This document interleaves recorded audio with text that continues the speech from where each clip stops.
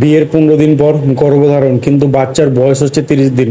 আসল সত্যটা কি? প্রিয় দর্শক, আজকে আমরা এমন একটা বিষয় নিয়ে কথা বলবো যেটা নিয়ে সমাজে এখনো প্রচণ্ড ভুল ধারণা রয়েছে। অনেক সময় শুধুমাত্র অকারণে একটা মেয়েকে অপমান, সন্দেহ বা চরিত্রহীন বলা হয়, অথচ বিজ্ঞান কিন্তু অন্য কথা বলে। চলুন একটা বাস্তব ঘটনার মাধ্যমে বিষয়টা বুঝি।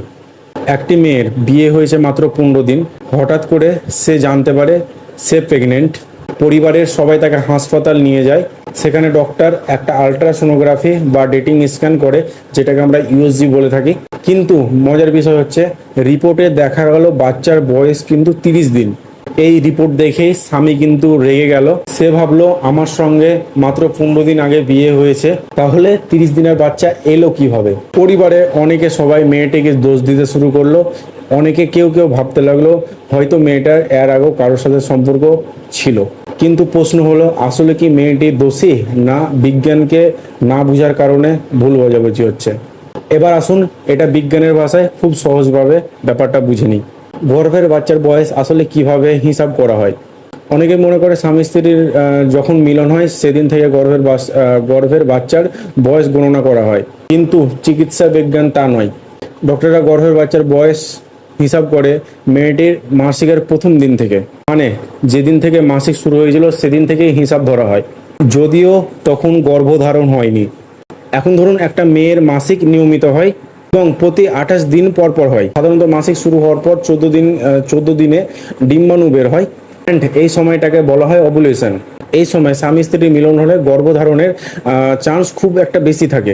এখন ঘটনাটা দেখুন, মেয়ের মাসিক শুরু হয়েছিল ধরা যাক 1 আগস্ট, এবং তার বিয়ে হয়েছিল ধরা যাক মাসিকের 12তম দিনে, এবং তাদের মিলন হয়েছিল 14তম দিনে। একটি মেয়ের ধরা যাক তার মাসিক হয়েছিল 1 আগস্ট এবং তার বিয়ে হয়েছিল 12 আগস্ট, এবং তাদের মিলন হয়েছিল 14 আগস্ট। অর্থাৎ ঠিক এই সময় যখন তার ডিম্বাণু বের হওয়ার সম্ভাবনা সবচেয়ে বেশি ছিল, তাই বিয়ের পরে প্রথম মিলনে সে প্রেগনেন্ট হয়ে যেতে পারে।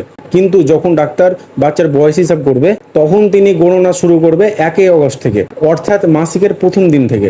ফলে রিপোর্টে বয়স বাচ্চার 30 দিন আসতেই পারে, যদিও বিয়ে মাত্র 15 দিন আগে। অর্থাৎ সবচেয়ে গুরুত্বপূর্ণ বিষয় হলো, বাচ্চার মেডিকেল এজ আর বাস্তব গর্ভধারণের সময় একই জিনিস না। এটাই হলো বিজ্ঞানের নিয়ম। এতে চরিত্রের প্রশ্ন তোলার কোনো দরকারই নাই। সমাজের জন্য একটা গুরুত্বপূর্ণ বার্তা, অনেক সময় না জেনে আমরা খুব দ্রুত কাউকে বিচার করে ফেলি। একটা মেয়েকে অপমান করার আগে, তার উপর সন্দেহ করার আগে আমাদের উচিত বিষয়টাকে বিজ্ঞানের মাধ্যমে বোঝার চেষ্টা করা। কারণ সর্বসময় চোখে যা দেখা যায় সত্যিটা কিন্তু তা নয়। শেষ কথা, যদি এমন পরিস্থিতি কারো জীবনে কোনোদিন আসে, তাহলে আতঙ্কিত না হয়ে কোনো একটা গাইনোকোলজিস্টের সাথে কথা বলুন। সঠিক তথ্য জানুন, ভুল ধারণা নয়। কারণ বিজ্ঞান কখনো আবেগ না, তথ্য নিয়ে কথা বলে।